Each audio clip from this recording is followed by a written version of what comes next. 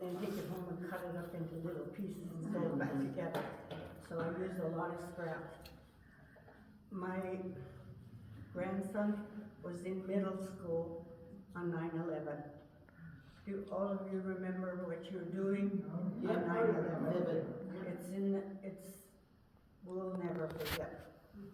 And my grandson called me and said, "Grandma, can you come and pick me up?" He was just, he couldn't deal with it, he was 14. So I went to the school and picked him up, and the first thing he said when he got in the car was, "Grandma, I'll never forget where I was when I heard that."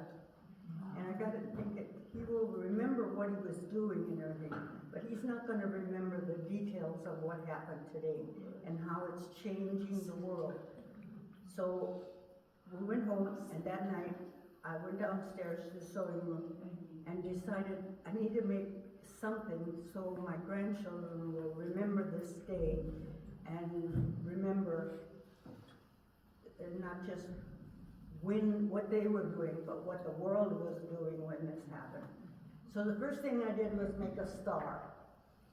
So to make one star takes 9 lives, because it's scraps. They're all little scraps in here, 9 of them. And at that time, they were saying, could be 5,000 and up people that lost their life, because the Trade Center was full of people. But it boiled down to the day I sandwiched the quilt, there was 3,063 deaths reported. So there's 3,063 red, white, and blue scraps of fabric in the flag and around the border. And now, I just checked this morning, it's down to 2,977, because there was insurance fraud. People claimed they lost somebody in the tower, or there was scams. People actually left the country, but had claimed that their partner had died in the World Trade Center, and then they left the country. Anyway, now as of this morning, 2,000, and they even say it's still fluctuating, so we don't know how many. But then the death toll was because people weren't in the Trade Center. That was election day, and so a lot of people took the train and went to vote, so they weren't in their offices yet, and so that cut down on them. And right away, planes stopped flying, so people weren't getting there. And then when the first tower, then the ones in the second tower started to evacuate. So there was a lot less. I've talked to so many people. I didn't know anybody that was there. I had no family in there. But people come and hear me talk or see the quilt, and then they tell me their story. Like, there was a photographer in there that he died. He lost his life. He was there shooting something for a magazine, and he lost his life. But in the rubble, they found his camera with the film in it, and he was taking pictures while this was all going on. And so there's stories to tell of that. Then when I after I sandwiched it together, I made the background crazy quilt so that things could be added to it. And so every branch of the military is represented on there. And I have the stories from the people that donated the pin to me. We lost 343 firefighters that day, of every rank. So every rank of firefighters is on there. These bugles here are from a retired firefighter from Arvada. Up there's a Marine pin. That pin was on Iwo Jima the day the flag was raised, February 25th, 1945. Let's see. I haven't done this for a while, so I have to United Flight 93 was the one that crashed in Pennsylvania. And he was from Colorado. His son went to Chatfield High School, and he found out about the quilt and wanted to put something for his dad on there. But when he saw it, he got so emotional he couldn't. He was going to give me his dad's wings, but instead he gave me those 2 Chatfield Chargers. But there's wings from all the flights. Flight attendants gave me wings. The one up here, she was stationed out of Washington, D.C., but when it happened, she was in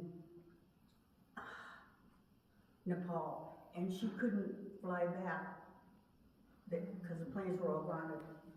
And when she was able to fly back, she had to fly back in her bra and underpants. Everything else had to be left behind. And they had security guards on the plane and everything. And she wrote me a letter and sent that. I have all this documented, and one day, but I still get things from people. The angels on here, most of them came from school children, because I'm sure there are a lot of schools. Remember the pastor that died, the priest that died, that is from him. Up here I have a National Guard. That was the first, from Iowa, was the first one, he was from Iowa and got killed in Afghanistan. He was the first American there. There's a watch. It stopped at 8:46 Eastern Daylight Time when the first plane hit. There's 2 cell phones on here. They represent those in Flight 93 that were able to make cell phone calls to their wives and tell them they were going to take over the plane. And they said, and then there's on there, let's roll, because that's what they said when they. It was at the state capitol. Governor Owens was the governor then. He had it as his backdrop at the first news conference after 9/11. So I started working on it that night, and how am I going to get over 5,000 pieces in it? Then it came down. So there is 3,063 scraps of just the red, white, and blue. And I've had middle school kids try to count them. But the last thing I did was count them, and I hope someday somebody does count them. But I had a little kid, he was 9 years old, and his name was Jacob, and he looked and looked and looked at it, and then he said, Mrs. Quilt Lady, how come this guy only got a little tiny blue piece, and this guy got a big red one? They were all equal that day. Whoever lost their life, they were all equal.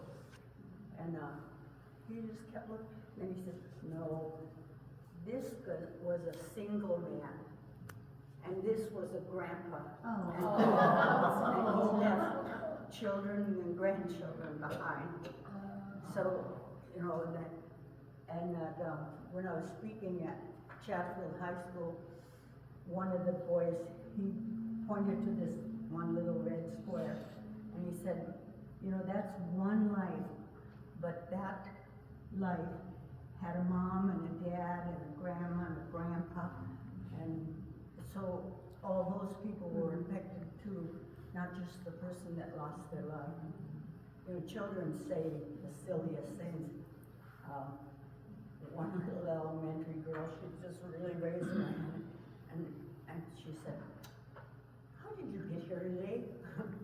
You know, that's what she wanted to know, how I got there.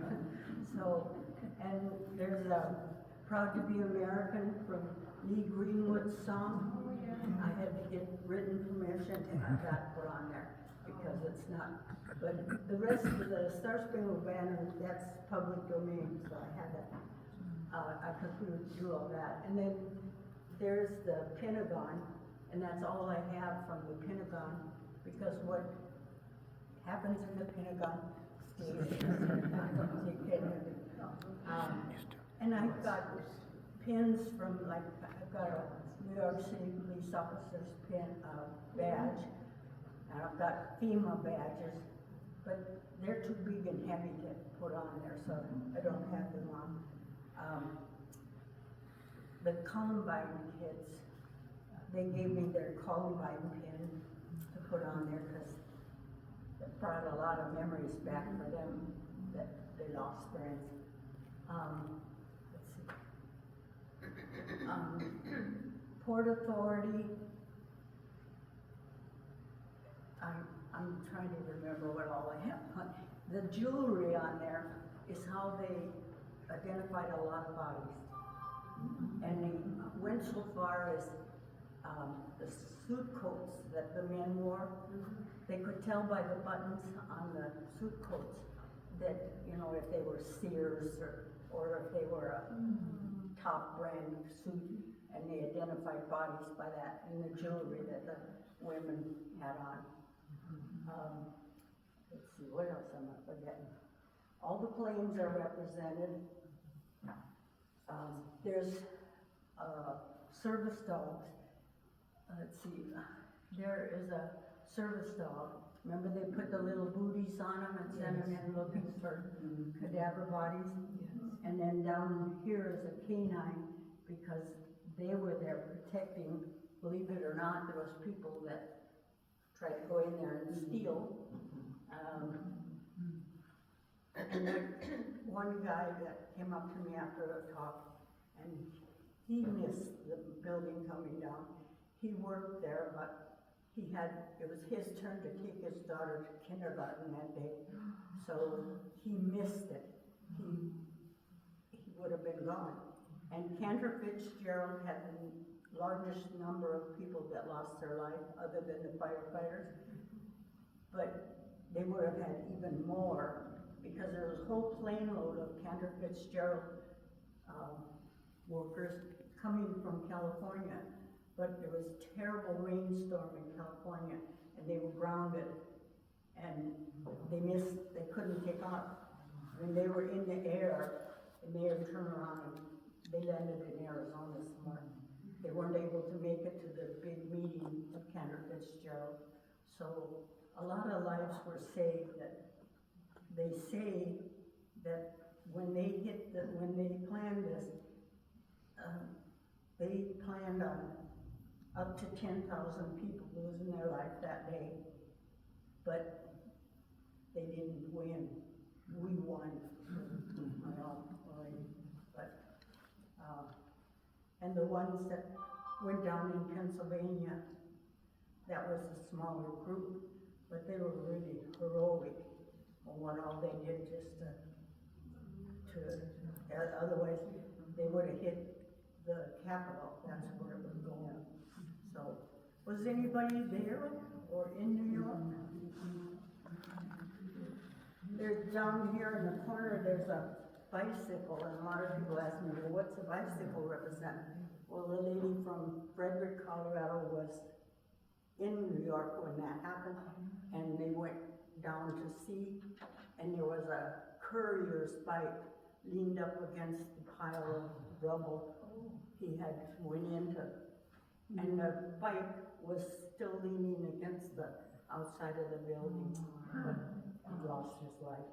So, and then my granddaughter was only 5 at the time, and I was watching her, and for Christmas, we had given her these beads, alphabet beads, and she was 5, she was just learning her alphabet.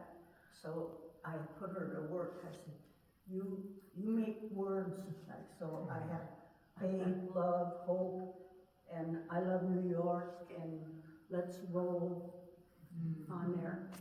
And she put those on, so, you know, now she's 29, and I helped Grandma with that. So, anybody have any questions? Where's the arrows? The gray arrow. That's the flagpole. Oh, thank you. Okay. Question. And I did a show at El Paso County, and I had the quilt up all day, and people were just going by it, and then, there was a guy who came and sat in the front row, and he looked very strange to me, and he just was staring, and he was making me really nervous. So when I took a break, I said to my husband, "You come in and sit by him. I don't like what he's." So pretty soon the guy got up and he said, "How long are you gonna be here?" And I said, "Well, till the show is over." He said, "Well, will you wait about 2 hours? I'll be back." And he left, and I thought, "Oh, I'm gonna get a groin or something, I don't know." He went home and he came up with a little black box and opened it, and it's from the Special Forces to represent his 2 best buddies that died right beside him in Iraq. So there's a lot of stories that go with all this, and then the USS New York, my my grandson-in-law's brother was on the USS New York, and that was made from all the steel from the Twin Towers. One of the things, when we went to the memorial, one of the things that never dawned on me, and I believe it's in the count, are the women that were pregnant. Yes. Their babies are in the count. And see, and that's, if you read the whole story online, that's the discrepancy of how many died, because some think that they should be counted and some, and then now so many have died from their injuries or from cancer related or whatever from them, and now Trump has discontinued medical aid for them. So there's We have a question back here. Well, I think we pretty well covered it.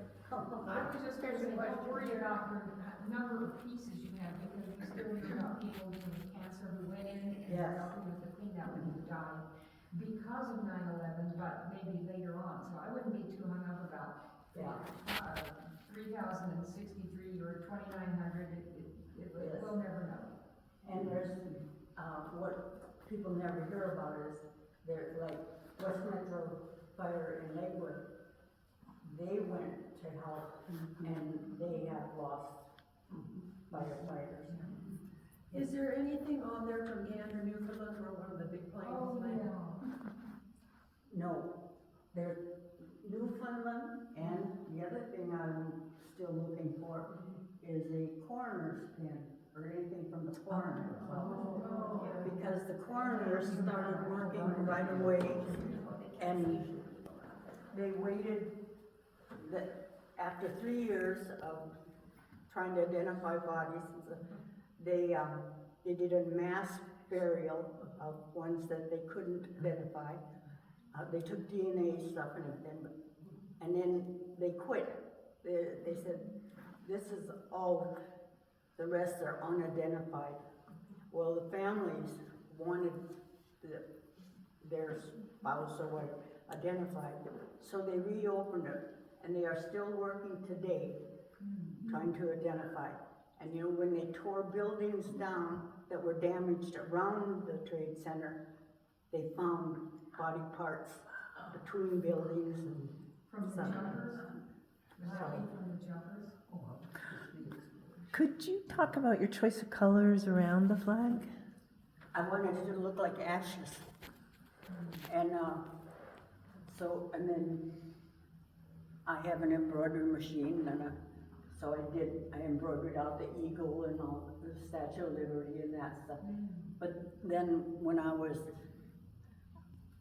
first it was just a straight flag. Had it laying out on the floor, and I don't like that. So I took my rotary cutter and cut it, and sewed it, tweaked it and sewed it back together, and then that changed my count of white and red. And then my husband said, if you keep cutting it, you're never gonna get it done. I didn't still like it, so I cut it again and made it ripple. It's been on the cover of a magazine, and when it came out, of course I had to go buy a couple of them so that I could send to my mom and everything. And my husband said, "You better enjoy that, because that's the closest to a cover girl you'll ever get."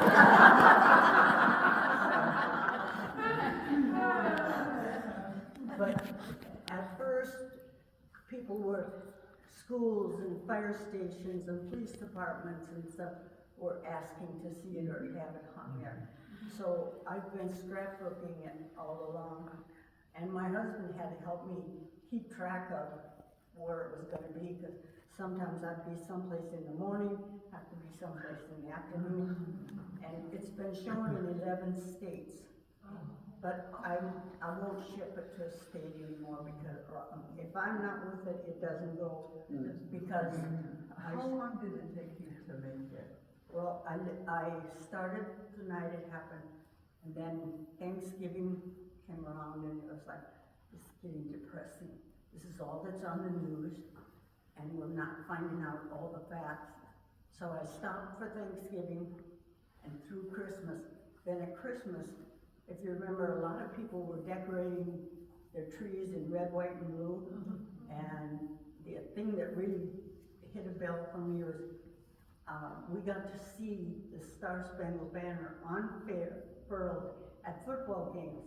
You know, that's a lot of commercial time, so we don't get to see that. But that Christmas, they started singing. We got to see the flag unfurled, and they had the national anthem. We were singing it.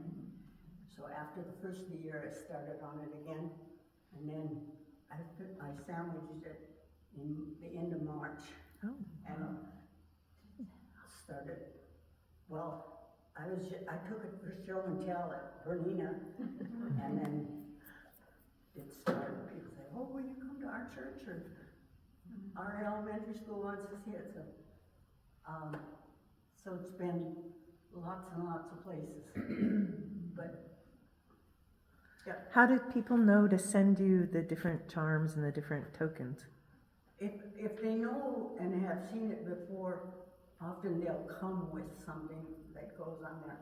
And I have to be honest, some people give me things that I can't put on there because they're big and heavy, or they're the wrong color. You gotta have silver or black. Yeah. It can't be a big bronze star. So, but it was in Houston Quilt Show, and I shipped it down there. A friend was gonna pick it up, but when I got it back, there was a rip in there, so I appliqued that rose, the gray rose over it, and then I shipped it to Arizona. A quilt group asked for it, and I shipped it there, and they called and said, you know, we didn't get it. So I had FedEx looking and everything, and of course it was insured, but I didn't want money, I wanted my quilt. Yeah. Well, they went house to house, and they found it. It was, you know, somebody had inverted numbers on the address, and it was sitting there outside in a box on somebody's step. So I did get it back, and then when they were gonna put it on the cover of the magazine, it needed to go to Minnesota, and it's like, well, I don't want to send it to Minnesota. So, but I did. I sent it to my brother-in-law who lives in Minnesota, and he drove it to Minneapolis where the article was written. So, you know, the stories people have told, how close they were to being there, or they used to work at. There's a professor that works at Fort Collins at CSU, and he and his wife were both in the towers, and they did a speech at another church that I went to, and that was amazing. It took him 9 hours to get down the steps and out of that thing. And I think they live in Eaton now. I don't know, but, you know, there's, Now, how can it be 9 hours? How could you do People that? kept just stopping him to talk. No, but it cracked, it went down, how could the steps weren't there for 9 hours? they had to crawl over rubble, they had to crawl over dead bodies. Oh, It was really, and he knew his wife was also in the building, but he had no contact with her, so they didn't, but she was, further down and was able to just run out, so she didn't have to go through all that. So there were people who escaped alive even after the towers actually fell? Yes, There weren't all, okay. There were pockets. yes. I kind of had the idea that once it fell, that was it for everybody, but no. No, they, in fact, some were down in the, I don't know what you call it The now, parking garage? where the trains went through. Oh, So, and that got flooded, it flooded, and so they found bodies in the water by the train, that were, it, you know, people tell, but I wasn't there, and I have been there and seen the new tower in the garden there, but. My brother was working out of the Pentagon, Oh. and he was, at a meeting in Pentagon City, and missed the bus. And if he hadn't, he would have been, and that was the section that was, yeah. See, those are the things that people just don't know about, and, but there's. And his daughter was working down in the business district, you know, and she took her, I don't know how long to get home, because she had to walk across the bridge to Queens. Yeah, there's this. Yes, well, I thought it was interesting what you said about the Cantor Fitzgerald, plane from LA didn't make it to their meeting.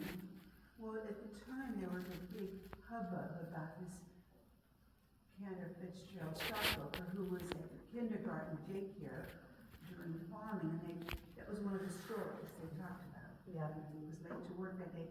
And so, you know, there were many, many businesses in the Twin Towers, but we remember Cantor Fitzgerald. yes. Well, then you said, what were you doing the day of the assault? And, I worked in a school that year that was called Sherwood School, you know, kind of nice English word. But it was dedicated to Dr. Cantor. And he was the big gynecologist in town. And everybody that had babies all through the 50s and 60s and 70s went to Dr. Cantor. So I thought, well, I chose that school because I loved Maid Marian. I thought, well, I'll go to Sherwood School, you know, and work there. And that was in the 3rd grade. Well, they didn't get killed. So that man must have been, you know, that was prayer maybe.